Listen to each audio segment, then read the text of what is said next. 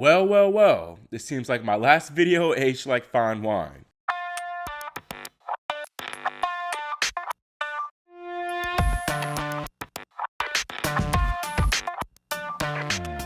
Hey, I'm Christian Basnight and you're watching Grand Slam Tennis News Today. Novak Djokovic made more history yesterday when he won a record 7th ATP Finals title, beating Jannik Sinner 6-3, 6-3 in Turin in the championships. Defending champion Djokovic previously tied Roger Federer with 6 titles at the ATP Finals. Briefly talking about the match, Sinner did not play as well as he did this past week, but the lopsided result was heavily due to Djokovic's high-level play.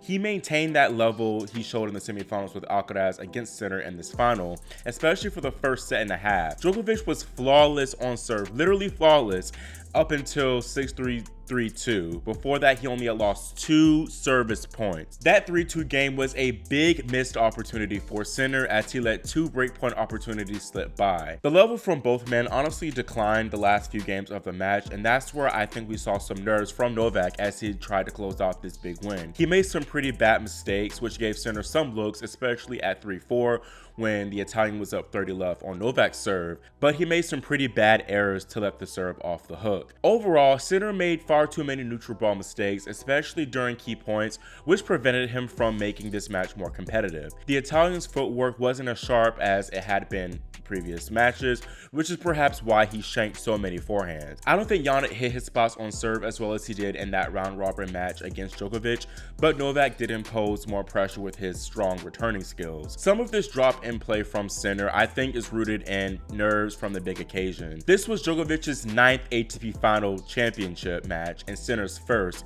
and this is the biggest match of his career. This is the biggest final of his life, and he's playing in front of his home country against the greatest player of all time.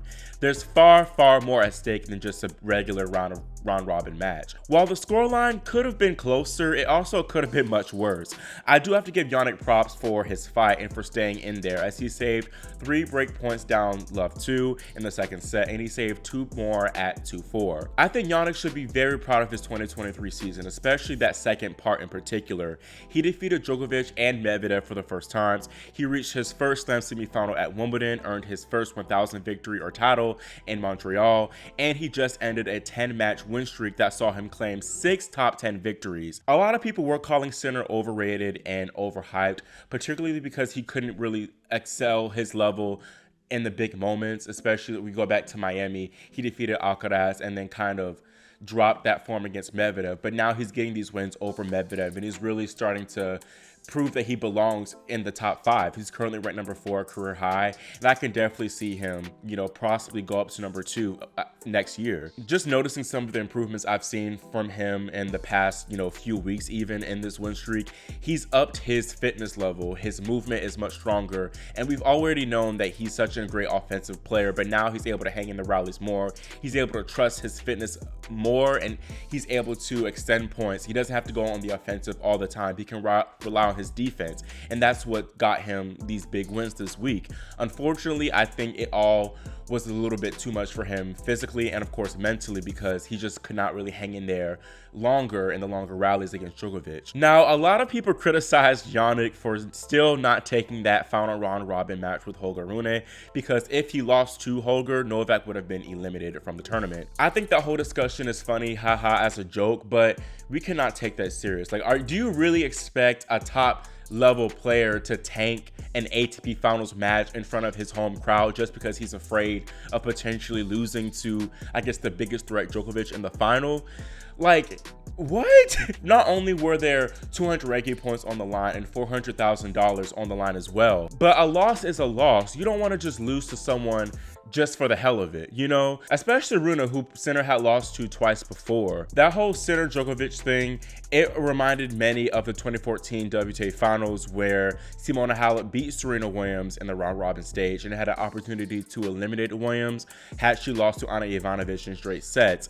Halep won that set over Ivanovic, saving Williams, only for Serena to get revenge over Simona in the championship match. And I think that's what's funny is Darren Cahill was coaching Simona Halep at the time, and now he's also coaching Sinner where the same thing happened to Jannik. Maybe Cahill should have advised him to, maybe, Jannik, I've dealt this thing with Simona. If you have the chance, eliminate Novak when you can. But I doubt that, and I don't think that's good advice to literally tell your charge to tank a match. Sinner could have lost to Rune in the final. Like, there's still no guaranteeing that Sinner would have won the title. I understand people's points, but no, I do not agree with that at all. I think at the end of the day, let the chips fall where they may, and the best, most deserving player will win. In 2014, it was Serena, and here it was clearly Djokovic.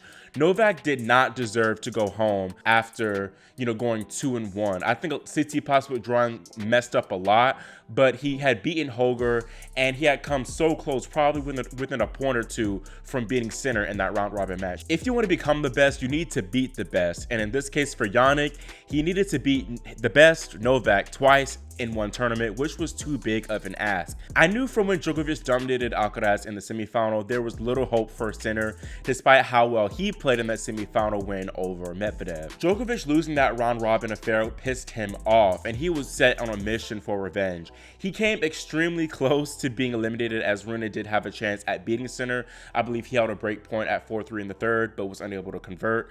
But once Novak got that second life, there was just no stopping him. From semifinals on, it was just top tier from Djokovic. Watching him during this final too, I've never seen Nole fist pump that much to his box. Now, reflecting on Djokovic's unbelievable 2023 season, the season technically isn't finished yet for Djokovic. He has the Davis Cup Finals this coming week.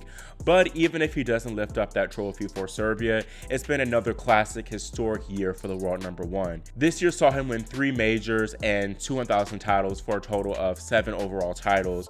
He also held 23 weeks at number one this season and held a 55-6 win-loss record. I think this is his 4th season now that he's won 3 out of the 4 slams. He did it in 2011, 2015, 2021, and now here 2023.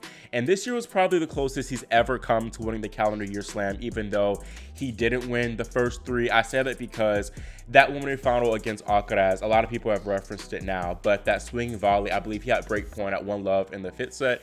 He had a swing volley that he netted, barely netted.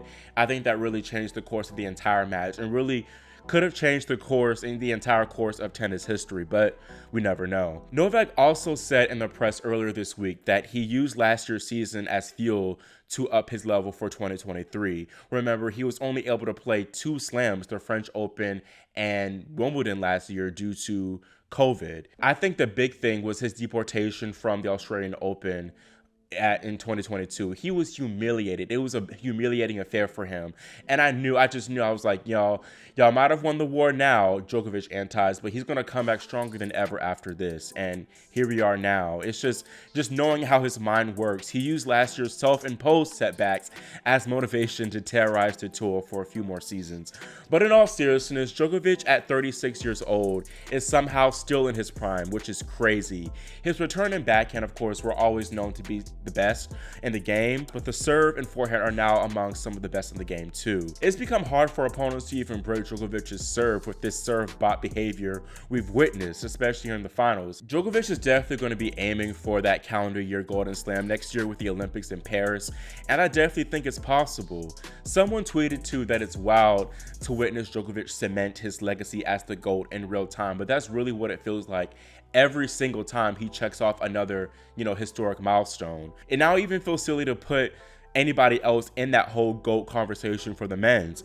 Even Nadal, who is still active and is on the comeback trail. It's hard for Raw fans to say that he's the GOAT over Djokovic. They honestly just look silly. Fed fans have left the conversation years ago, to be honest. When you compare the big titles, excluding that Olympics gold, Novak clears Federer and will continue to do so for years on end. Novak said that he's going to go for every record possible, and I think that he'll accomplish that goal. He already has the most slams, the most weeks at number one, just crossing the 400-week mark, and up next is probably the most titles in history, which he's 12 away from breaking. Some people too have posed the question of, is this a weak era for Novak, as he doesn't have that big challenger, Nadal, or of course even Federer, his 2 biggest rivals in his career. I say no, it's not really a weak era. Yes, Nadal has traditionally been his biggest threat, especially on the clay, but Djokovic's longevity does not take anything away from him. Just because Nadal has been riddled with injuries does not mean that there should be some asterisks next to Djokovic's current accomplishments. Longevity in the end is the reason why Novak is the GOAT. I just really can't explain much more. I also don't think this is a very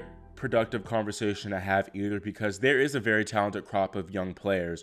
Djokovic even touted Alcaraz, Sinner, and Rune as the next big three. I think he can be out there for probably 5 more years and challenge these next big three, like he said. And he said he's going to be out there competing and fighting for more slams until they start beating him. But I don't think that will happen for another 5 years or so. So I feel like in the long, big picture, 30 plus majors is definitely within the realm of possibility for the Serb. Now, I have a question for y'all in the comments. Looking forward to next year, how many slams do you think Novak will win in 2024? Will it be 0 or 1, 2 slams, 3 slams, 4 slams? I personally think that we'll see him win 2. People have said or touted Sinner as a potential slam contender, a strong slam contender, but best of 5 is a completely different animal when it comes to beating the likes of Djokovic. Although he did have that 2-0 lead over Novak at Wimbledon in 2022, but even still, when you have a 2-0 lead over Novak, you're far, far away from the finish line. Nadal is coming back, but I'm not sure that he'll be a big threat. It depends on how healthy he'll be. If Medvedev can get his act together and improve whatever he needs to improve on, he could nab another slam. Rune could cause some chaos as well, and of course Alcaraz could surely lift another trophy. But for now, the man to beat is undoubtedly Novak. Overall, this was another strong, exceptional ATP Finals and was a fitting end to a great year of men's tennis. The WTA can learn a thing or two about how to host a proper end-of-year tournament, but I'll save my lashings for an upcoming video. That's all I have for y'all today, and in addition to that Djokovic slam question, let me know in the comments your favorite ATP moment of the season. Mine personally include Alcaraz winning Wimbledon, Tiafoe cracking the top 10, and Shelton's US Open run. Make sure y'all subscribe and click the notification bell too, so you're notified whenever I do post that WTA Finals slander video. Thanks for watching, and I'll see y'all soon here on Grand Slam Tennis News Today.